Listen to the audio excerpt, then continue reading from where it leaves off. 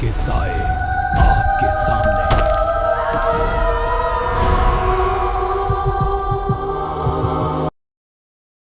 कुछ दस्तकें दरवाजे पर नहीं होती, वो सीधा आपकी सांसों पर होती हैं। कुछ कहानियां सुनाई नहीं जाती, वो आपको बुलाती हैं। अगर आपने ये वीडियो खोल लिया है तो समझ लीजिए, डर की दस्तक अब आपके बहुत करीब है, क्योंकि यहां हर कहानी किसी के लौट आने का रास्ता खोलती है।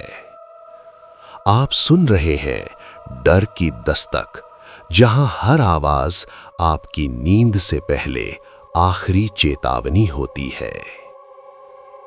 अब आप पीछे मत देखिए, सिर्फ कहानी सुनिए। नमस्कार दोस्तों, आप सुन रहे हैं डर की दस्तक और मैं हूं आदित्य वर्मा। आज की कहानी कोई कल्पना नहीं है, ये उस इंसान की आप बीती है जिसने अपनी आंखों से वो देखा जिसे देखने के बाद इंसान कभी पहले जैसा नहीं रहता। लोग कहते हैं डर सिर्फ दिमाग का वहम होता है, लेकिन सच ये है कि कुछ जगहें ऐसी होती हैं जहां डर दिखाई नहीं देता, बस महसूस होता है, और वो एहसास धीरे धीरे आपकी रूह में उतर जाता है। ये कहानी है एक ऐसे घर की जहां दरवाजे बंद होने के बाद भी कोई अंदर आता था। कहानी शुरू होती है। मेरा नाम आदित्य वर्मा है।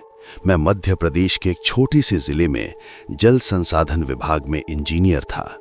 मेरा बचपन साधारण था, गरीब किसान परिवार, संघर्ष भरा जीवन, लेकिन पढ़ाई के दम पर सरकारी नौकरी मिल गई। शादी हुई नेहा से, सीधी सादी, धार्मिक और बेहद शांत स्वभाव की लड़की। हमारी एक छोटी बेटी थी, अनवी। सब कुछ ठीक चल रहा था जब तक मेरा ट्रांसफर नहीं हुआ।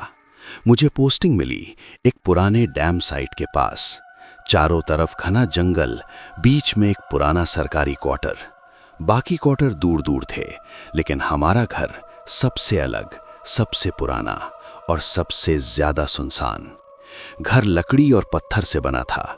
ऊपर एक बंद कमरा था जिस पर मोटा ताला लगा था। पहले ही दिन रात को छत से कुछ खिसकने की आवाज आई। मैं और नेहा दोनों चौंक गए। ऊपर कोई है? उसने धीमी आवाज में पूछा। मैं हंस दिया। चूहा होगा, पुराना घर है, लेकिन दिल के अंदर कुछ अजीब सा खटका जरूर लगा। पहली रात का डर। करीब 11 बजे अचानक फिर वही आवाज, घिस घिस घिस। ऐसा लग रहा था जैसे कोई भारी चीज फर्श पर खींच रहा हो। मैं ऊपर गया। कमरे का दरवाजा बंद था, ताला जंग लगा हुआ। अंदर झांकने की कोशिश की, लेकिन कुछ नहीं दिखा। लौट आया, पर जैसे ही सीढ़ी से नीचे उतरा, वो आवाज फिर शुरू हो गई। उस रात मैं सो नहीं पाया। कुछ दिनों बाद मैंने महसूस किया, नेहा अब हंसती नहीं थी। खिड़की के पास खड़ी होकर जंगल की तरफ देखती रहती। कई बार ऐसे चौंक जाती जैसे किसी ने नाम पुकारा हो। एक रात मैं देर से लौटा। नेहा जमीन पर बैठी कांप रही थी। अनवी उसकी गोद में थी। छत पर कोई है, उसने रोते हुए कहा। मैंने ऊपर जाकर देखा, कुछ नहीं, लेकिन उस रात छत से भागने की आवाजें आईं, जैसे कोई नंगे पांव दौड़ रहा हो। अगले दिन नेहा की पीठ पर जलने जैसे निशान थे, पूरे हाथ का निशान। वो कांपते हुए बोली, किसी ने मुझे पीछे से छुआ। अब मैं समझ चुका था, ये सिर्फ वहम नहीं है, उस घर में कुछ तो था। उस रात के बाद मेरा मन बार बार उसी बंद कमरे की तरफ जाने लगा। ऐसा लग रहा था जैसे वो कमरा मुझे बुला रहा हो, लेकिन डर भी उतना ही था। अगले कुछ दिनों में नेहा पूरी तरह बदल गई। पहले जो हंसती थी, अब चुपचाप बैठी रहती। रात को अचानक उठ जाती और कई बार दीवारों को घूरती रहती। एक दिन मैंने उससे पूछा, नेहा, तुम्हें सच में कुछ दिखाई देता है क्या? वो कुछ पल चुप रही, फिर धीरे से बोली, वो मुझे बुलाती है। मेरे पैरों तले जमीन खिसक गई। कौन? मैंने घबरा कर पूछा। उसने मेरी तरफ देखा और पहली बार उसकी आंखों में डर नहीं, यकीन था। वो जो ऊपर रहती है। उसी शाम सफाई करते वक्त मुझे एक पुरानी पीतल की चाबी मिली, जंग लगी हुई लेकिन भारी। नेहा उसे देखते ही कांप गई। मत खोलना। उसने मेरा हाथ पकड़ लिया, लेकिन अब मेरा डर जिज्ञासा में बदल चुका था। रात करीब 11:30 बजे मैंने साहस जुटाया। सीढ़ियां चढ़ते हुए हवा अचानक ठंडी हो गई। हर कदम पर ऐसा लग रहा था जैसे कोई पीछे खड़ा हो। मैंने चाबी लगाई। क्लिक। दरवाजा खुला। अंदर का नजारा। कमरे में घुसते ही एक सड़ी हुई गंध आई। पीली रोशनी में सिर्फ एक चीज साफ दिख रही थी, बीचों बीच रखी एक लकड़ी की कुर्सी। बाकी पूरा कमरा खाली, लेकिन कमरा खाली होते हुए भी भरा हुआ लग रहा था, जैसे कोई दिखाई नहीं दे रहा लेकिन मौजूद जरूर है। तभी चररर, कुर्सी अपने आप हिल गई। मैं पीछे हट गया और उसी पल मेरे कान में एक धीमी आवाज आई, तू भी छोड़कर चला जाएगा जैसे वो गया था। मेरे पूरे शरीर में सिहरन दौड़ गई। मैं डरते डरते नीचे भागा, लेकिन तभी देखा रसोई के फर्श पर गीले पैरों के निशान। वो निशान सीधे ऊपर उसी कमरे की ओर जा रहे थे, और सबसे डरावनी बात, वो निशान इंसानी नहीं थे। पैरों की उंगलियां उल्टी थीं। उसी रात मैं पानी पीने उठा तो अचानक जोर की चीख सुनाई दी। नेहा जमीन पर गिरी पड़ी थी। उसकी पीठ पर जलते हुए हाथ का निशान था। वो रोते हुए बोली, वो मेरे पास आई थी, वो मुझे ऊपर ले जाना चाहती थी। अब मुझे यकीन हो गया था, ये घर किसी और का था। रात के 3 बजे मैं खिड़की के पास खड़ा था। तभी बाहर आंगन में एक औरत बैठी दिखी। लंबे उलझे बाल, चेहरा झुका हुआ और होठों से कोई लोरी।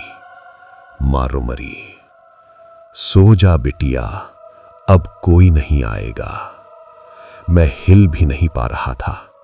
तभी उसने धीरे से गर्दन उठाई और उसकी आंखों में आंखें नहीं थीं, सिर्फ काला अंधेरा। और फिर वो मुस्कुरा दी। उस रात के बाद मैं सो नहीं पाया। नेहा को तेज बुखार था और वो बार बार एक ही बात बड़बड़ा रही थी, वो मुझे अपने साथ ले जाएगी, वो कहती है मैं उसी की हूं। मैं समझ गया था, अब ये कोई वहम नहीं था, गांव के बूढ़े की सच्चाई। अगली सुबह मैं सीधे गांव के सबसे पुराने आदमी रामदीन काका के पास गया। जैसे ही मैंने घर और उस कमरे का जिक्र किया, उनका चेहरा पीला पड़ गया। उन्होंने कांपती आवाज में कहा, तू उसी घर में रह रहा है ना, जहां 25 साल पहले एक औरत ने अपने बच्चे के साथ जान दी थी। मेरे शरीर में झंझनाहट दौड़ गई। कैसी औरत? मैंने पूछा। काका ने थरथराते हाथों से बीड़ी जलाई और बोले, उस औरत का नाम सावित्री था। उसका पति शराबी था, रोज उसे मारता था। एक दिन गुस्से में उसने बच्चे को कुएं में फेंक दिया। मेरी सांस रुक गई। औरत पागल हो गई। उसी रात वो अपने बच्चे को ढूंढती हुई ऊपर वाले कमरे में गई।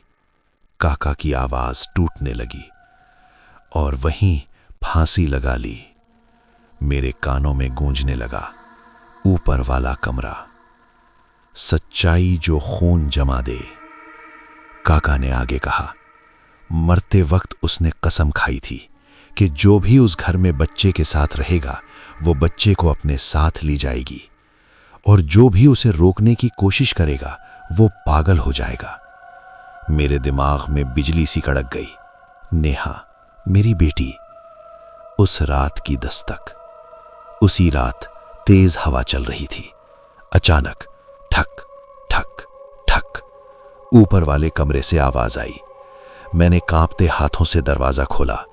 सीढ़ियों पर गीले पैरों के निशान थे और ऊपर से किसी औरत की आवाज, बेटी, मम्मी आ गई है। मेरी रूह कांप उठी। वो भयानक मंजर। मैं भागता हुआ ऊपर पहुंचा। दरवाजा खुला था। अंदर नेहा खड़ी थी और सामने वही औरत।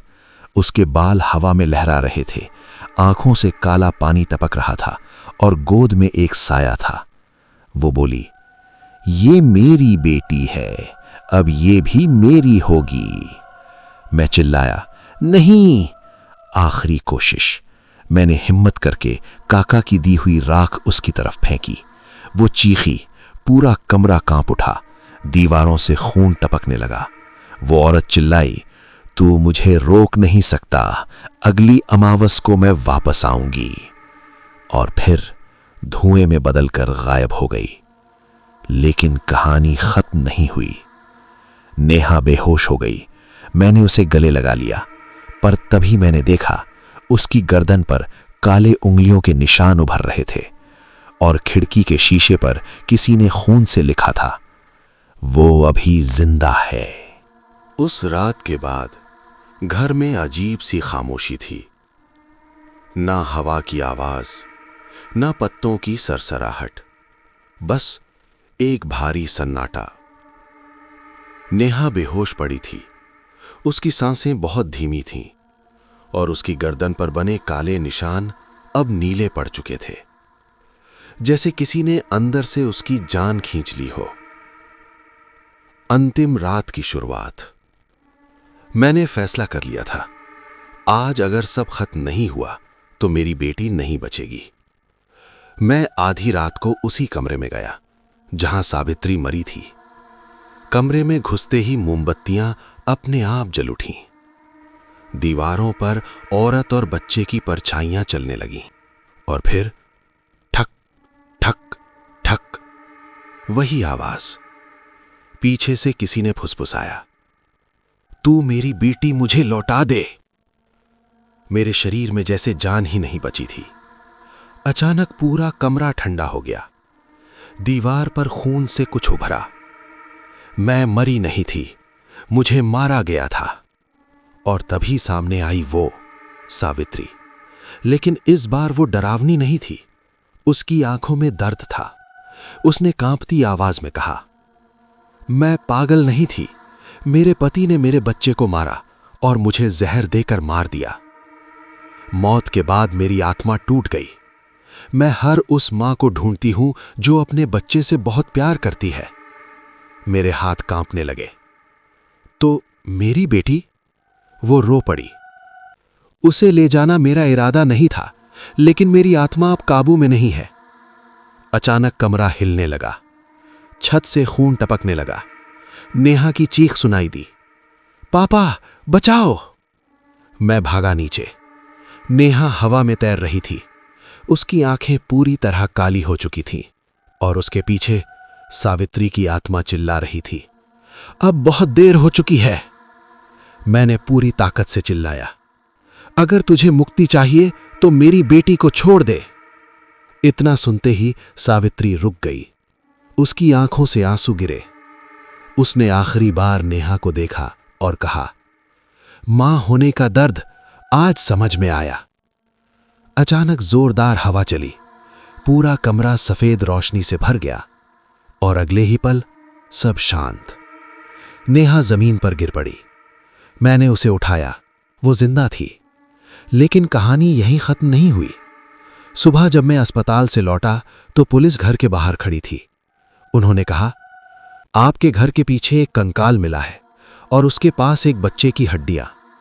डीएनए रिपोर्ट कहती है वो बच्चा आपकी बेटी नहीं बल्कि 25 साल पुराना है।